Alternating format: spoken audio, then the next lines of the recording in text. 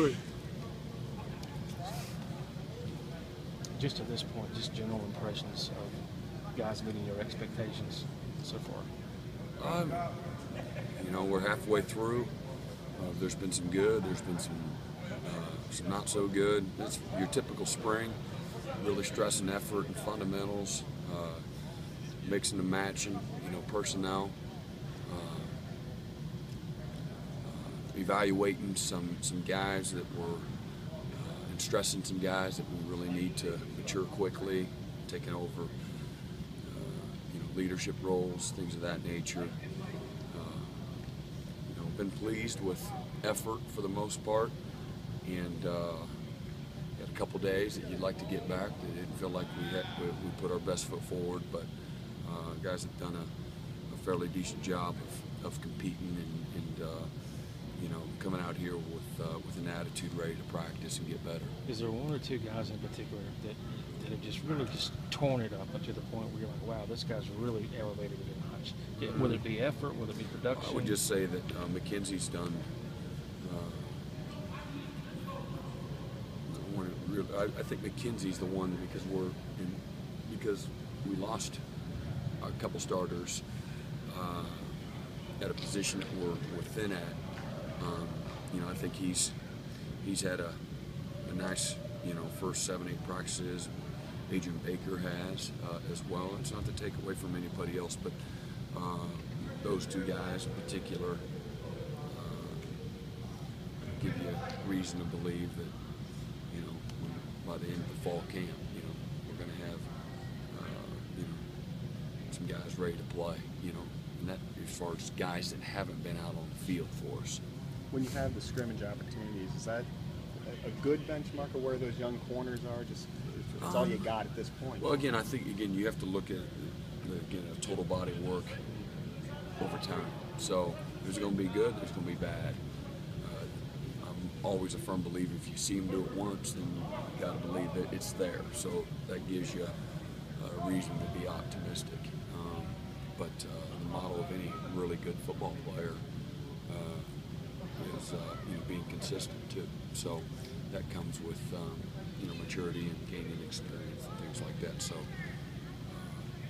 you know, you'll find out who can handle those moments when there's you're not guiding them and leading them the whole way, taking them by the hand, and who have a ways to go. But so we'll see. You know, once we have a full scrimmage under our belts. We went into last season, and you mentioned you wanted those 3-year starting guys to step up and take the reins, and the freshmen would wait their turn.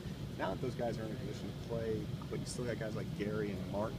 I mean, same philosophy, or do you ask more out of those young guys because you're going to need them? Oh, they need, you know, no, they're going to have to, you know, not going to ever act like a 3rd-year player or a 4th-year senior or a 5th-year senior for that matter, you know, as young guys. But just being, you know, do they have the mental capacity to come out and compete every day, having the right kind of intensity, the right kind of focus, the right kind of maturity to put bad plays behind them. Those are things that you want and you hope that they're able to do. So we'll see.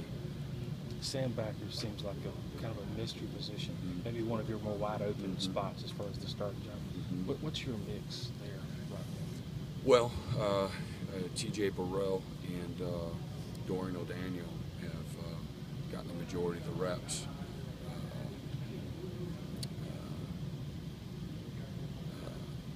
Corn he's had a little pulled hamstring, so he's missed a good number of reps, but it's been great for those guys. Been really pleased with both of those guys.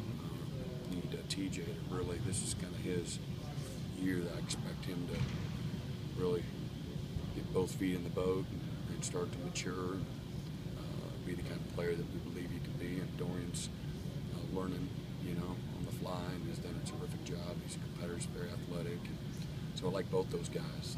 They're both physical, they're explosive guys for smaller athletic guys. And so that's kind of where we're at with those guys right now. You talked about showing on film the good, the bad, the ugly, as much as you can in evaluation. Maybe other than the Florida State game, is there one game that that's the bad and the ugly part, that you got to hammer home that, hey guys, this is what we need to do to improve next year, to take that next step? I mean, you've got to improve in all areas, everywhere across the board. We got a lot of work to do to be an elite defense. We did some things really well, and then we did some other things not very well, and we weren't the kind of consistent defense that we want to be capable of being. So last year is last year, this year is this year. I love that, because then you don't have to worry about what you didn't do necessarily right last year, as much as it's all right, start over, everybody's got a clean slate, let competition to a new track record, you get to write the book on it. So leaders develop, chemistry develops. Hopefully those things are a strength for us, but you can't really say one way or the other whether or not that's going to be the case. That's what you earn, the right to have those things. Great chemistry, great leadership, and being consistent. So it's, again, not what you want, it's what you earn. And so hopefully our guys will stay focused and hungry, humble, and fight through it. It's a process. Spring ball's done, and you have summer. So next fall will get here in due time, and but we got to be willing to put in the work right now. It's easy to look at all the front seven guys back and all the tackles for loss back. Can you build an identity off of those guys in spring, or is it just too early to... I think we know what they're capable of doing, but will we do it again? We'll see. I'm just not assuming anything. We need to get better. We're capable of getting better. There's everybody across the board. I'll use Josh Watson. He didn't have near the kind of year that he had the year before.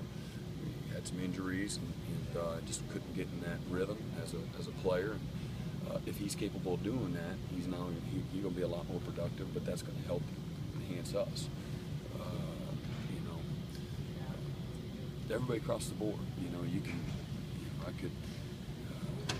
Not that I have the time to do that, but you could go every single player. We've done the evaluations with them. They recognize. We stress to them the things that they don't do so well. We don't talk a whole lot about things that they do well, and so if we get these other things corrected, we have a chance to have a good defense. But I like our foundation, with the experience and the ability. You got to put it all together and put the work in. How about Tony Stewart thus far? A big year for him. How did you evaluate him? Pleased with his progress. So still halfway to go in the spring and summer leadership. Spencer was a great leader for us. He was a great example for everybody else to follow. He made a ton of plays, a ton of really big plays. He was so incredibly consistent, and so Tony's capable of all those things, and it's an opportunity for him to seize. And I know he's excited to do it. He's come with a great focus, hunger, and I expect good things from him. Bowler splitting time at will. Yeah, he's playing Mike and Will. So was B.J. Goodson. Yep. One or two things I got in there. One or two things that you need to see, maybe a couple of positions that are being hotly contested. Well, just secondary come together, 1 and 2 deep. Our Will linebacker and our Sam linebacker establish themselves. Again, and it may not happen by the end of the spring. It's like a quarterback battle may not be solved yet. Sure. Consistency up front, those guys fighting with the competition that's there. Carlos getting back to healthy, Josh Watson getting back to healthy, DJ Reader improving on little things that he knows the things that he's got to get better at. Our defense, Shaq, you're not a freshman anymore. Corey got to come back and improve. And all the fundamentals of Vic, same thing, getting stronger and gaining the kind of size that I think will help him in his functional play. And then again, you got chemistry will come, and that's developed. Leadership, same thing. Who's taking ownership? Just because you're a senior coming with you, that doesn't make you a leader. You earn that. And like you said earlier, it's not what you want. Everybody wants to be great and all that. You gotta earn that right, and you gotta work for it. And so having a sense of humility is important. And so far it's been really pretty good. And like all spring, some days you don't think you're at your best. There's been give and take on both sides. I'm excited about certain parts of our offense is coming along, the challenges that they're giving us on defense. So there's some give and take that way as well. But we've had good competition, a lot of stressful situations where you're judged as a winner or loser in any particular situation. Your back's against the wall. So we like putting those guys in those kind of stressful situations and see who will respond. So pretty solid from that respect. Depth at safety was a concern for you guys last year. Any reason to believe that might not be as I think it can be. I think there's a lot more certainty on what guys are capable of. There's experience that's been gained there. I don't know the exact numbers, but we played Jay Ron and Robert and Jadar. Those guys played a bunch of snaps, and TJ Green moving over there. He's shown a knack.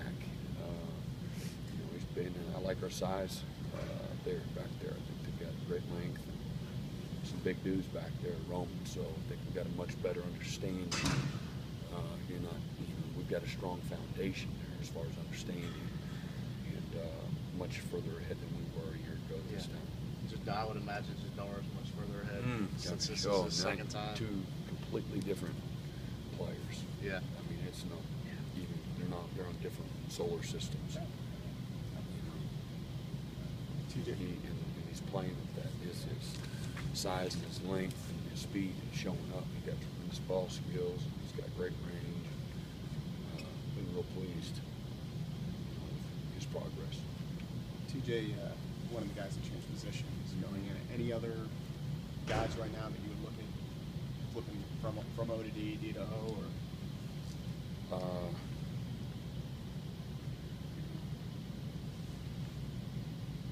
No, I don't think there's anybody that's doing that. What's the process of making that decision? I don't know, but sometimes it's need. I think it wasn't a big part of it, the decision at all, but we moved Shatley. There's a need. And I think it was, people felt like, we would be fine in tackle.